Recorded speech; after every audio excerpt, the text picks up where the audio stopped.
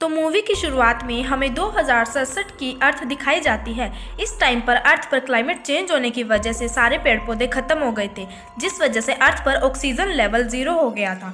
Oxygen न होने की वजह से सभी लोग मर रहे थे। सिर्फ 1% लोग ही जीवित थे, जो ऑस्ट्रेलिया का एक शहर था।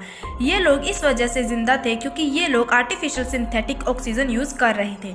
लेकिन इस ऑक्सीजन को यूज़ करने से लोगों को बहुत सी खतरनाक बीमारियों का सामना करना पड़ रहा था। इन बीमारियों में से सबसे खतरनाक बीमारी थी सिकनेस।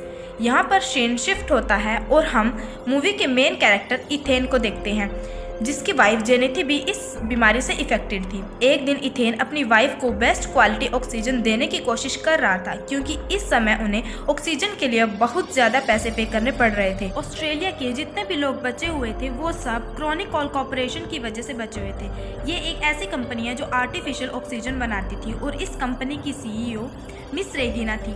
मिस रेगिना एक दिन इथेन को अपने ऑफिस बुलाती है और उससे कहती है कि अगर ये डिजीज इसी तरह दुनिया में फैलती रही तो जल्द ही पूरी दुनिया खत्म हो जाएगी और सिर्फ तुम ही हो जो इस दुनिया को बचा सकती हो। इथेन ये बात सुनकर कंफ्यूज हो जाता है। इसके बाद मिस रेगिना इथेन को लैब में लेकर जाती है। इथेन के साथ लैब में उसका फ्रेंड जूट भी जाता है। लैब में उन्हें एक टाइम मशीन देखने को मिलती है।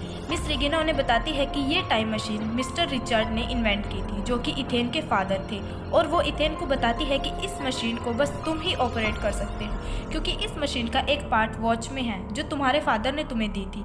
इथेन को याद आता है कि जब बचपन में उसके फादर ने उसको ये वॉच दी थी, तब ये वॉच इथेन के हाथ पर फिक्स हो गई थी और इसे रिमूव करना इम्पॉसिबल हो गया। मिस रेगिना इथेन को बताती है कि इस वॉच पर तुम्हें एक मैसेज रिसीव हुआ होगा, जिसके मुताबिक तुम्हें फ्यूचर में 400 साल आगे भेजा जाएगा, यानी कि 4067 में। तभी लैब का एक वर्कर इथेन को बताता है कि ठीक 400 साल बाद दुनिया नॉर्मल होने वाली है। तुम्हें बस इतना काम करना है कि वहाँ से ऑक्सीजन और प्लांट्स कलेक्ट करके यहाँ पर लाने होंगे।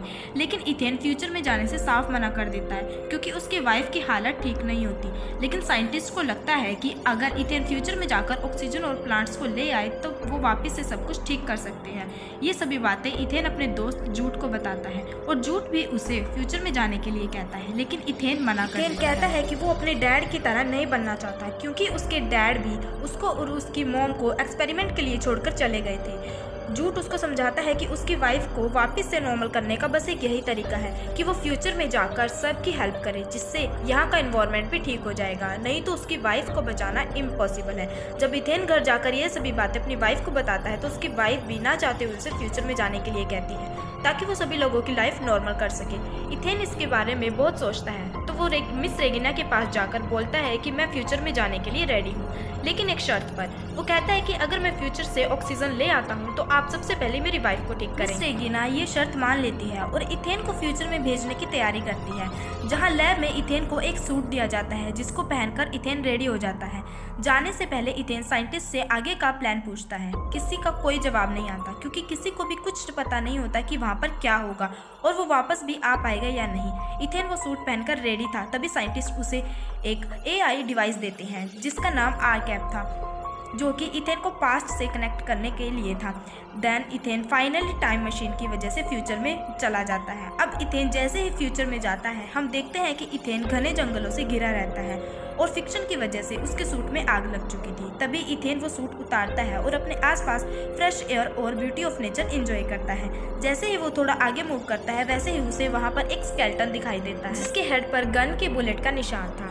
इथेन उस कंकाल की ड्रेस पर लिखे नाम को पढ़ता है और नाम पढ़ते ही वो परेशान हो जाता है, क्योंकि उस ड्रेस पर इथेन का ही नाम लिखा हुआ होता है।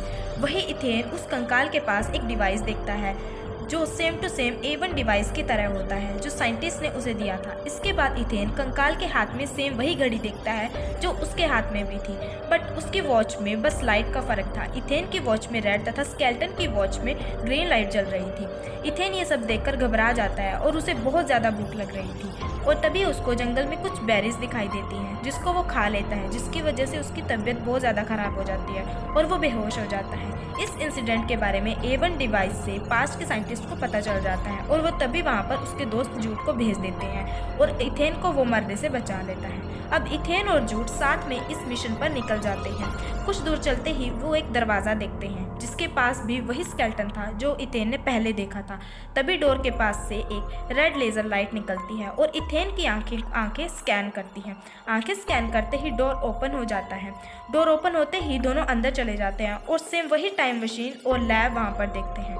टाइम मशीन देखते ही दोनों बहुत खुश हो जाते हैं कि अब वो दोनों पास्ट में जा सकते हैं। लेकिन तभी उन्हें एक टाइमर चलता हुआ दिखाई देता है। ये देखकर उन्हें पता चलता है कि ये लैब रीएक्टिव होने के 4 घंटे बाद खत्म हो जाएगी। इसके बाद इथेन एक होलोग्राम ऑन करता है जिसमें उसके फादर एक प्रोजेक्ट के सभी डिटेल्स बता रहे होते हैं। अब उन्हें जल्दी से जल्दी अपना मिशन पूरा करके पास्ट में जाना है। ऑक्सीजन कलेक्ट करके वहाँ सब नॉर्मल करना था। बट तभी हम देखते हैं कि जिस मशीन से उन्हें ऑक्सीजन और प्लांट कलेक्ट करने थे उस मशीन में कुछ खराबी आ जाती है और इस बात से दोनों बहुत परेशान हो जाते हैं क्योंकि अब उन्हें मशीन ठीक करके ऑक्सीजन और प्लांट्स को कलेक्ट करके वापस पास्ट में जाना था। यहाँ से सीन शिफ्ट होता है और हम उन्हें सिटी से बाहर जाता हुआ देखते हैं जहाँ उन्हें पूरी सिटी प्लांट से भरी हुई दिखती है और जगह जगह पर ह्यूमन स्केलेटन दिखते हैं, जिससे उन्हें पता चलता है कि ये पूरी सिटी ह्यूमन के एक्सटेंशन के बाद ही प्लांट में चेंज हो गई थी, यानी कि इंसानों के खत्म होने के बाद ही इन्वायरमेंट ठीक हुआ था। यहाँ इथेन अपने फ्यूचर वाले घर में जाता है जहाँ उसे उसकी वाइफ का स्केलेटन मिलता है और उसके पास पड़ा एक रिकॉर्डिंग डिवाइस है। जैसे ही वो रिकॉर्डिंग को सुनता है उसे पता चलता है कि फ्यूचर में जूट इथेन पर शूट करेगा। वही जूट भी ये सब सुन रहा होता है और वो तुरंत अपनी गन इथेन पर पॉइंट कर देता है। इथेन डर जाता है और बोलता है कि अगर तुम मुझे मार दोगे तो अकेले ही टाइम मशीन को ठीक नहीं कर पाओगे, मैं मरने से पहले मशीन ठीक करके जाऊंगा। जूट उसकी बात मान जाता है और वो दोनों वापस लैब चले जाते हैं। तो देखते हैं कि अब उनके पास सिर्फ 37 मिनट ही बचे हुए थे। तभी इथेन जूट को पकड़कर लैब के रूम में बंद कर देता है और लैब के बाहर इथेन के स्केलेटन के पास जाता है और देखता है कि जूट को बंद करने से उसके फ्यूचर में कुछ चेंजेस हुआ है या नहीं। लेकिन वो देखता है कि फ्यूचर में कुछ भी चेंज नहीं हुआ होता। फ्यूचर देखने के बाद वो अपने डिवाइस की बैटरी निकालकर फ्यूचर डिवाइस में लगा देता है।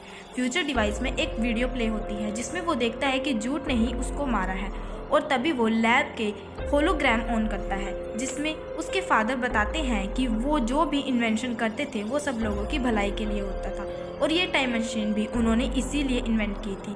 लेकिन मिस रेगिना टाइम मशीन का गलत इस्तेमाल करना चाहती थी, इसलिए उन्होंने इथेन के डीएनए से मशीन को कनेक्ट कर दिया था। इसलिए वो वॉच इथेन के हाथ पर फिक्स हो गई। इसीलिए मिस रेगिना ने जूट के साथ मिलकर उसके फादर को मार दिया था।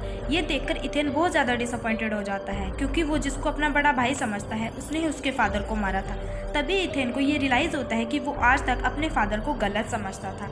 जैसे ही इथेन सोचता है उसके फादर वैसे बिल्कुल नहीं थे और अब इथेन ये नहीं चाहता था कि मिस रेगिना अपने मिशन में सक्सेस, इसलिए वो टाइम मशीन को डिस्ट्रॉय करने जाता है। लेकिन तभी जूट वहाँ से बाहर निकलकर इथेन को रोकता है और बताता है कि रेगिना ने मुझे यहाँ तुम्हें मारने के लिए भेजा है, लेकिन मैं तुम्हें अपना भाई मानता हूँ और तुम्हें नहीं मारूंगा। इतना कहकर जूट खुद को शूट कर लेता है और वही मर जाता है। यह देखकर इथेन बहुत ज़्यादा इमोशनल और मशीन को ठीक करके ऑक्सीजन और प्लांट्स को कलेक्ट करके पास्ट में भेज देता है। इसके साथ साथ वो अपने डैड के मर्डर के प्रूफ्स भी भेजता है और खुद फ्यूचर में ही यानी 4067 में ही रुक जाता है, जिससे मिस रेगिना का सारा प्लान फेल हो जाता है और रेगिना को पुलिस अरेस्ट कर लेती है। इथेन अपनी वाइफ के लिए फॉलोवर भी भेजता है जिसके बाद इथेन टाइम मशीन को डिस्ट्रॉय कर देता है ताकि कोई भी इसका गलत इस्तेमाल ना कर सके। मूवी के एंडिंग में हम देखते हैं कि जैसे ही इथेन उस फ्यूचर लैब से बाहर आता है उसे कोई भी स्केलेटन नहीं मिलता, जिससे उसे पता चलता है कि पास्ट चेंज हो गया है और उसके डिसीजन ने पूरे अर्थ प्लैनेट को बचा लिया है